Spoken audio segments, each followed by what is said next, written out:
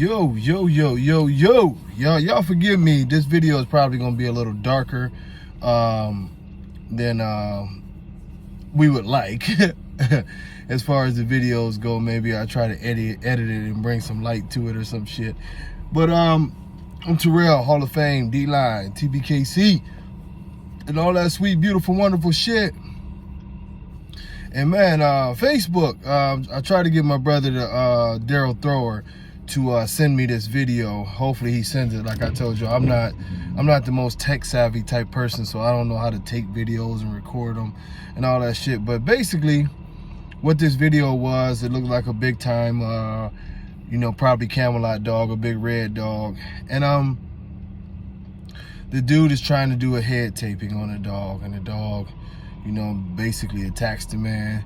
He backs up, the owner loses a handle on the dog, and the dog goes after the man again before the owner gets the dog, right? And I saw a lot of comments, and you know what I mean? Some of the comments I shake my head at, other comments I just like, okay, you might be on the right path. But this further goes to what I've been saying about this bully community. Stupid is as stupid does, as the great Forrest Gump would say. You know what I mean? And the truth of the matter is that no matter how stupid people get, is somehow we can find more stupid people. Now, the first thing I'm going to tell you, I have a lot of dogs. I've had a lot of dogs. I can tell you every dog I own, I can tell you their characteristics. I can tell you what these dogs are about, how they get down, what you might want to do with them, what you might not want to do with these dogs. Trust and believe that. Understand that. Every single dog I have an understanding of who these dogs are, what they do, how they get down. Trust me. I can tell you throughout my whole yard who's not to be trifled with, who can't be trusted, you know what I mean, with other dogs. I don't really have, it's a couple of dogs on my yard that are people aggressive, but they're meant to be people aggressive, you know what I mean? And I know that, so you're not going to get to touch them. No, you can't go up and measure his head. No, you can't pet him. He's not for the shit. If you try to pet him, he's going to give you a piece of his mind and a piece of them big ass canines and try to rip you apart. I know this. But this is what I'm telling y'all, and this is why I say this community is so fucking stupid from every angle. Just more and more stupidity. First and foremost, community. Know your fucking dogs. Like I say, I know every dog in my yard. I know which dogs that the kids can just do whatever they want with. I know which dogs can play with each other. I know which dogs you can't have around other dogs because the situation is going to happen. I know which dogs pretty much like to fight through the cage, and if you let them out, they're not going to do shit. I can tell you my dogs because I spend time on my dogs. I know who's a troublemaker. I know who this and that and the other. And the thing of it is I know what situations you can and cannot put these dogs in. I mean, I'll take, one of my more popular dogs, Mandela. People sat there and, he was at a show and he was around kids and he was around people. And he sat down and he was very, very chill, and they were petting him and this and that and the other. And I actually had dumbasses who seen him on video like, oh man, he's some kind of cur. Look how he's just so timid and this, that, and the other. And they not understanding.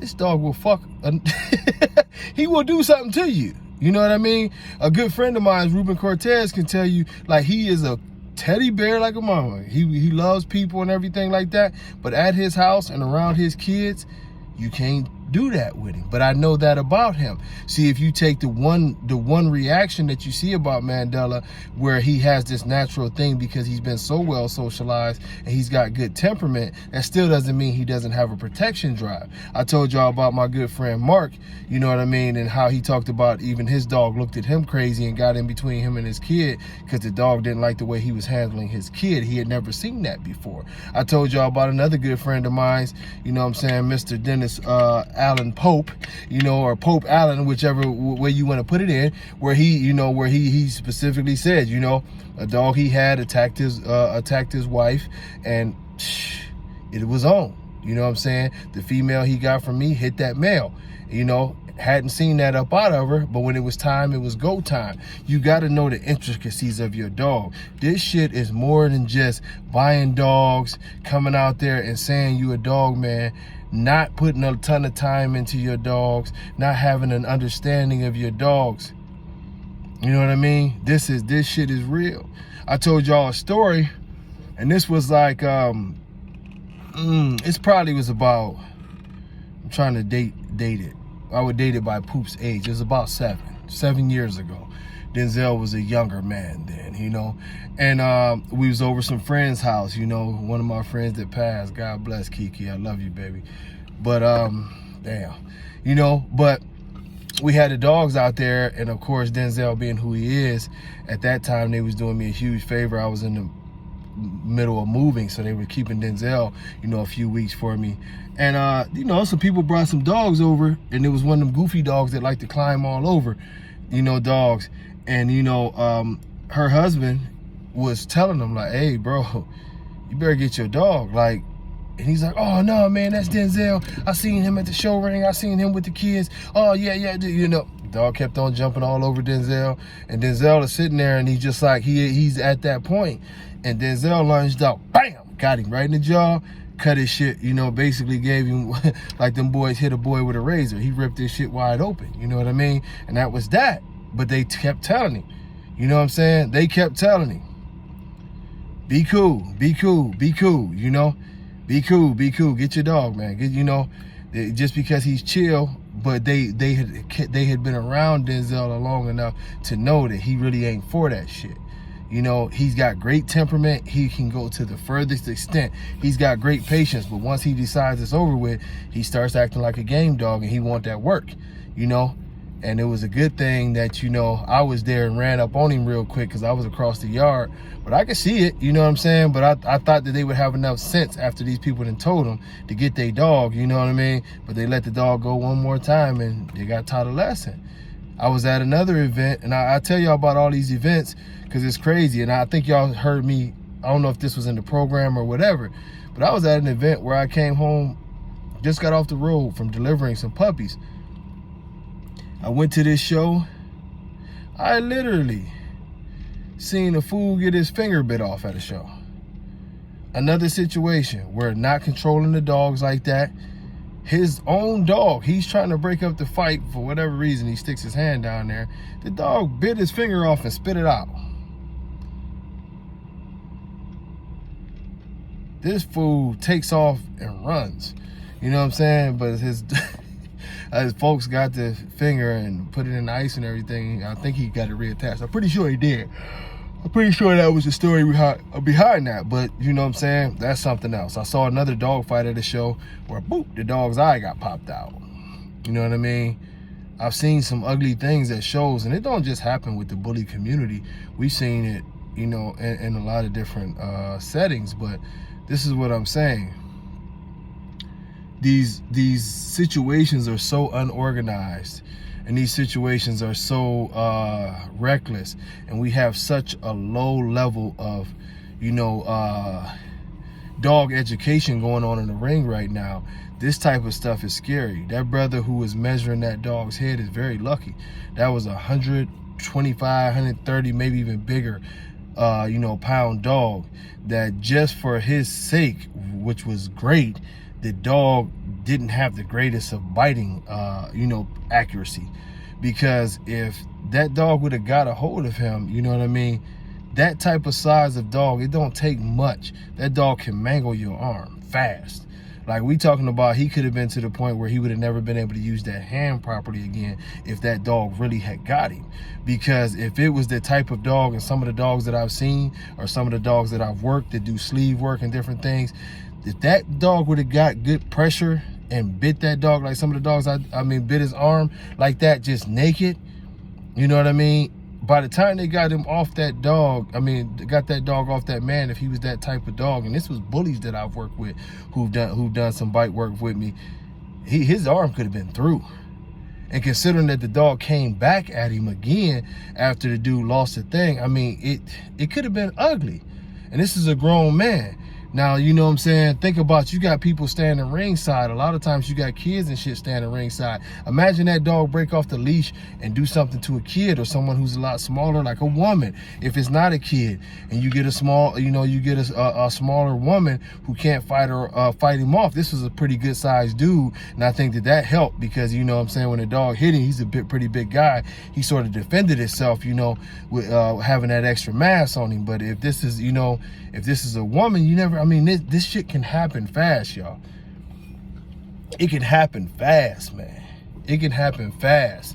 It's cases with dogs, you know what I'm saying? It's cases on the record with dogs where a dog has killed a person in less than 30 seconds. It's cases out there like that. Especially big ass mastiff type dogs, because they bite with so much pressure and all it takes is the right bite. And you know, it's trouble. And if any of y'all have ever had to try to break up a dog fight, you can understand that you might not get this dog up off of what you want to get it off of in a super fast manner. Especially if you don't have break sticks, especially if you don't have somebody who's there that really knows what they're doing and take action fast. This dog can do a lot of damage in a very fast amount of time. And that's why I keep telling people, stop fucking playing. This is not a game. You playing with, you know, it's bad enough you playing with dogs' lives when you make these deformed dogs, but now we going into a situation where, you know, and I've told y'all this about the XLs before, these are mastiff breeds you have mixed into these dogs to make them this size. These mastiff breeds that you have put into these dogs are ferocious breeds. They are breeds of war. These dogs are guardian dogs. These dogs are meant to attack, protect their areas, and do what they have to do. Now you're mixing them and mixing the genetics with a dog that is not from that same, you know, cloth, and you mixing up the mentality of the dog. So the dog becomes somewhat more skittish, a lot more unstable. What you don't understand is, like, by a Rottweiler standard, a Rottweiler is bred a certain way for so long that the good Rottweilers have excellent temperament for what they are supposed to be doing. They are not unpredictable. They know what they're there to do. Dobermans is the same way. The good ones, they're not unpredictable. Their owners know exactly what they're supposed to be doing, and they don't try to mix and match it with anything else. No, he's not doing that. That's not what he's made for. He's made for this, and this is what he's going to do. He's going to snatch this a new asshole. This is his job.